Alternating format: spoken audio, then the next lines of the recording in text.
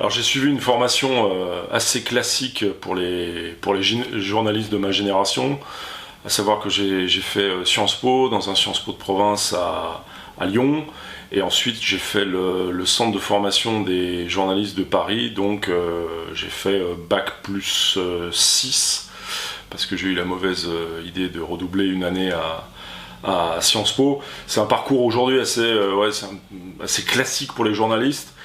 Ce qu'il faut savoir, c'est qu'avant, par exemple dans la génération avant la mienne, moi je suis de 1966, j'ai connu par exemple à l'équipe pas mal de journalistes qui venaient vraiment qui avaient eu un métier avant, c'est-à-dire en particulier pas mal d'enseignants, des gens qui avaient un peu de temps, un peu de loisirs, qui avaient une passion pour le sport et qui donc travaillaient sur des comptes rendus de matchs ou d'actualités, et puis au fur et à mesure ils ont fait tellement de piges qu'ils ont pu se permettre d'abandonner leur premier métier et de devenir vraiment journaliste. Ça, c'est un parcours qu'on ne retrouve pratiquement plus aujourd'hui, en tout cas dans la presse nationale. Et effectivement, moi, ma génération, c'est vraiment une génération où issue des écoles de journalisme et issue plutôt des formations politiques, Sciences Po, ou alors histoire, droit.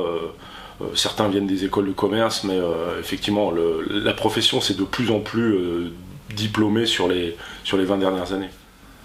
Alors la première année, j'étais pas un étudiant très sérieux, c'est-à-dire que donc ma première année à Sciences Po Lyon, moi je venais de Saint-Étienne, et je venais même d'un petit village au-dessus de Saint-Étienne, à 1000 mètres d'altitude, qui s'appelle Saint-Genès-Malifaux.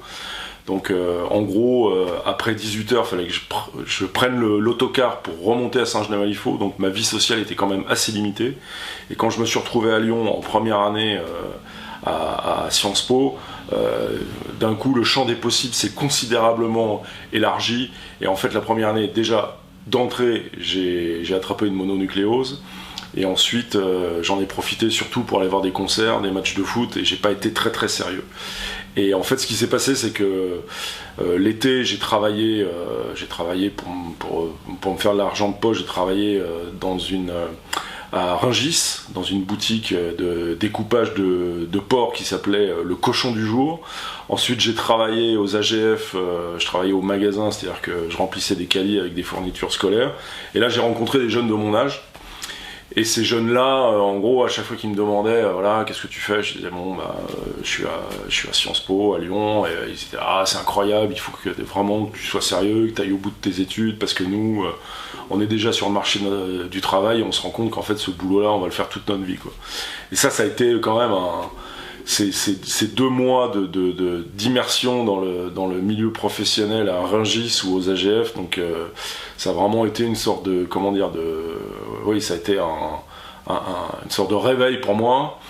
Et quand je suis retourné à Sciences Po, j'étais beaucoup plus motivé, et toute la fin de mes études à Sciences Po, j'étais beaucoup plus impliqué que la première année. Et après, quand je suis passé au CFJ, donc au Centre de formation des journalistes de Paris, là vraiment j'étais au cœur de ce que je voulais faire. Donc j'étais un étudiant qui savait faire la fête, mais plutôt quelqu'un de sérieux et de concentré sur ce qu'il avait à faire, quoi.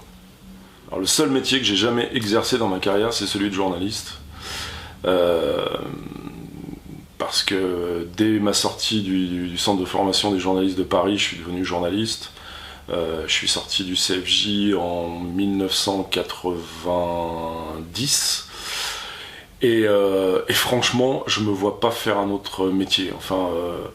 C'est un métier qui va pas très bien, donc il y a beaucoup de journalistes qui se reconvertissent par exemple dans la communication, et franchement moi je me vois pas du tout aller dans la com. Alors peut-être que ça m'arrivera, mais je pense que je serais un très mauvais conseiller com, parce que je serais toujours en train ça me donnerait accès à des lieux de pouvoir ou à des endroits où normalement les journalistes n'ont pas le droit d'aller, et je pense que je serais toujours en train de me dire ça ferait du super matos pour écrire un bouquin ou pour écrire des articles. Je pense que c'est mon métier, c'est celui que j'ai toujours exercé, et quelque part, des fois je me dis que c'est à peu près le seul que je serais capable d'exercer. Je me vois pas tellement faire autre chose. J'ai 53 ans, et si je peux être journaliste jusqu'à la retraite, je prends à 100%. Donc, en fait, moi j'ai eu la chance au centre de formation des journalistes d'avoir pour professeur Jérôme Bureau, qui à l'époque venait de créer le quotidien Le Sport, qui était une alternative à l'équipe, qui n'a pas duré très longtemps. Donc là, il était à la fin de l'expérience du sport, il était prof au CFJ. Et en fait, quand je suis sorti du CFJ, j'ai pu faire mon stage. Entre-temps, il était devenu rédacteur en chef de l'Équipe Magazine. Donc il m'a pris à l'Équipe Magazine comme stagiaire. Ensuite, je suis parti faire ma coopération aux Seychelles pendant 14 mois, dans un journal qui s'appelait La Nation, qui était le journal local. Ensuite, je suis revenu à l'Équipe Magazine, d'abord comme pigiste, ensuite en CDD. Et puis j'ai été embauché en février 92. J'ai travaillé comme grand reporter à l'Équipe Magazine de février 92 jusqu'en l'été 98. Là ensuite, toujours au sein du groupe L'Équipe, je suis allé travailler pour le quotidien comme spécialiste de l'athlétisme, ce que j'ai fait pendant 7 ans jusqu'en 2005. 2005, j'ai pris la direction de l'Équipe Magazine, donc le magazine de l'Équipe. J'y suis resté 5 ans. J'ai quitté le groupe L'Équipe en 2010. Là, j'ai fait complètement autre chose, puisque j'ai fait de la télévision et me suis surtout occupé de magazines culturels pour une boîte de production qui s'appelle Black Dynamite Productions. Donc je me suis occupé d'émissions comme Grand Public, qui était une émission culturelle sur France 2. Je me suis occupé de la quotidienne du cinéma sur TPS, le Grand Mag de Canal+ avec Ali Badou. J'ai fait un documentaire et écrit un livre pour Lundi Investigation. Donc je suis vraiment sorti du sport, je suis vraiment sorti de la presse écrite et je suis revenu à l'Équipe à la demande de Jérôme Casadieu, le directeur des rédactions. Donc je suis revenu en mars 2016 comme directeur adjoint de la rédaction de l'Équipe. Donc aujourd'hui, avec Jérôme, on supervise tout un pan du groupe L'Équipe, à savoir le quotidien, le site, le magazine, plus tout ce qu'on peut faire en termes de vidéos, podcasts, etc. J'ai écrit 5 livres. Donc le premier, c'était une biographie de Michel Platini qui s'appelait le roman d'un joueur, qui est sorti en 1998, que j'ai repris en 2015. Donc j'en ai fait un nouveau livre en ajoutant pas mal de chapitres. Sinon, j'ai écrit un livre sur la catastrophe du Heysel, qui s'appelle Le Heysel, une tragédie européenne. J'ai écrit un essai sur le sport et toutes les problématiques génétiques de race, etc., qui s'appelle Pourquoi les Blancs courent moins vite.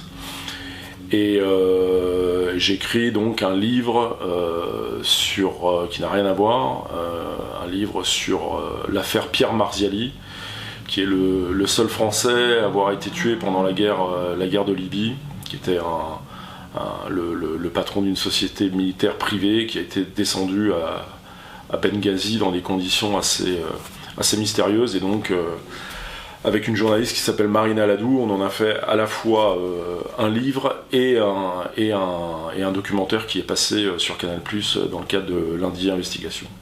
Alors moi, l'orientation scolaire, ce fut surtout ma mère, en fait, parce que j'ai eu une période qui correspond à peu près à la première terminale, où en fait j'étais un peu dans une forme de nihilisme très adolescent ou post-adolescent, où je savais plus trop ce que j'avais envie de faire, où j'avais envisagé, donc j'ai passé le bac à Saint-Étienne, où j'envisageais de faire une fac d'éco à Saint-Étienne, essentiellement pour rester proche de mes potes.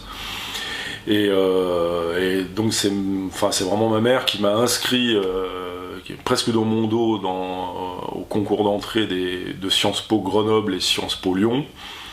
J'ai refusé de faire le concours de Sciences Po Grenoble, je sais plus pourquoi, enfin j'avais pas envie d'aller habiter à Grenoble. Et en revanche, à l'époque, j'étais vraiment très fan de musique, et je me suis dit Lyon, pourquoi pas, parce qu'il y a plein de concerts, il y a plein de boutiques de disques, etc. Donc c'est plutôt cette motivation-là qui m'a fait tenter et réussir le concours de Sciences Po Lyon. Sinon, moi mes parents n'avaient pas fait de longues études, donc je pense que c'est plutôt ma mère qui a regardé dans les revues d'orientation et qui m'a inscrit comme ça à Sciences Po, mais moi j'ai pas de souvenir particulier d'entretien avec un conseiller d'orientation ou quoi que ce soit.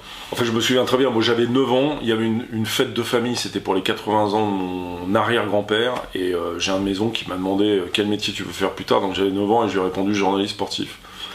Donc c'est sorti vraiment spontanément, et du coup à 17 ans, c'est vrai que il y avait eu l'adolescence, la remise en cause d'un peu tout, y compris de ses propres ambitions et de ses propres rêves. Mais c'est toujours le métier que j'ai voulu faire, donc si je redémarrais à 17 ans, je pense que je referais à peu près pareil. La grande chance que j'ai eue aussi, c'est que j'ai fait ce métier à une époque qui était encore l'âge d'or du journalisme, en particulier du journalisme de presse écrite.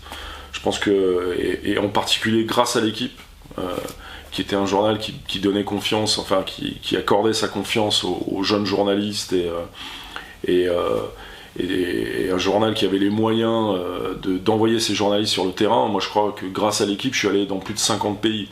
Donc c'est sûr que si j'avais 17 ans aujourd'hui, ça serait pas exactement la même limonade, ça serait beaucoup plus compliqué. Mais à l'époque, avoir 17 ans, donc moi j'ai eu 17 ans en 1983, c'était vraiment les très très belles années de l'équipe et de la presse écrite. Donc de ce point de vue-là, j'ai eu vraiment énormément de chance. En fait, je pense que la grosse différence entre hier et aujourd'hui dans les métiers du journaliste, c'est qu'avant, on pouvait faire une carrière très intéressante sans forcément travailler pour un grand journal, un grand titre, etc. Sans avoir forcément fait des grandes études. Aujourd'hui, les places sont vraiment très très chères, très très chères. Donc, il y a énormément d'écoles, donc beaucoup de jeunes journalistes qui débarquent sur le marché du travail. Beaucoup malheureusement de titres qui se cassent la figure, donc avec des journalistes qui restent sur le flanc. Avant, il était possible de ce qu'on appelle, il y avait même un côté un peu mythique, des freelances, des journalistes indépendants. Aujourd'hui, être indépendant et être freelance, c'est vite être précaire, donc c'est très très très très compliqué. Donc la clé aujourd'hui en journaliste, c'est que vraiment, si on veut exercer ce métier dans les bonnes conditions, faut être bon, faut même être très bon. Et effectivement, les portes d'entrée aujourd'hui, ça va plutôt être par exemple pour la presse écrite, qui est plus la presse papier, mais ça va être le numérique ou l'édition. Donc c'est beaucoup plus compliqué d'y arriver aujourd'hui qu'avant, ça c'est une évidence. Après, il y a des nouveaux métiers qui sont apparus. Par exemple le data journalisme, donc l'analyse de données. Il y a des métiers, pas trop en France encore, mais ultra pointus aux États-Unis. Moi, je me souviens une fois, j'avais participé à une conférence. Et je me souviens cette journaliste qui en fait était une journaliste de faits divers, mais qui travaillait que sur les contenus des réseaux sociaux. C'est-à-dire que quand il y avait une affaire, un meurtre ou avec une personne anonyme entre guillemets, elle, son boulot, c'était d'aller éplucher tous les réseaux sociaux, d'aller voir les comptes Facebook, etc., et d'arriver à reconstituer une personnalité uniquement, sans jamais aller taper à une porte, sans jamais aller faire une seule interview. Et voilà, ça c'est un métier totalement nouveau, un peu à la marge, mais après il y a des nouveaux métiers, par exemple tout ce qui est podcast, tout ce qui est vidéo. Aujourd'hui, on demande aux journalistes d'être de plus en plus complets, c'est-à-dire que c'est pas encore pour les anciens une référence qui va les faire sourire, mais on nous demande pas d'être des Rémi Bricas du journalisme, mais pas loin. C'est-à-dire que aujourd'hui, un journaliste, il doit être chez nous, en tout cas à l'équipe. Bon, là, ça se passe la plupart du temps, enfin, ça se passe souvent sous forme de volontariat, mais un journaliste, même de presse écrite, du journal ou du site, peut être amené à faire une vidéo, va participer à un podcast, va participer à un débat sur la chaîne. Tout est beaucoup moins compartimenté qu'avant, où on était journaliste de presse écrite, journaliste de radio, journaliste de télé. Aujourd'hui, on est journaliste. Et je trouve que c'est plutôt intéressant parce que les moyens d'expression sont beaucoup plus diversifiés, beaucoup plus multimédia qu'avant. Mais effectivement, ça demande aussi d'être sûrement plus en phase. Et on peut plus difficilement, comme certains journalistes de la vieille génération, être ultra spécialisé, dire voilà, moi je suis un journaliste de presse écrite et ma spécialité c'est la politique de la France au Moyen-Orient, et encore pas tous les pays du Moyen-Orient, ou de dire je suis un journaliste de presse écrite spécialisé dans le foot, et c'est même pas tout le foot, dans le foot anglais, et me parlez pas du foot italien. Ça c'est vraiment des vieux schémas, c'est des vieilles cases, et c'est vrai qu'aujourd'hui on en demande plus aux journalistes, mais il a aussi plus de moyens pour s'exprimer, mais du coup c'est beaucoup plus compétitif, et aujourd'hui on peut difficilement faire une carrière sympa en étant sur le terrain, en faisant du reportage, en partant à l'étranger, si on n'est pas totalement investi, si on n'est pas totalement dans son métier.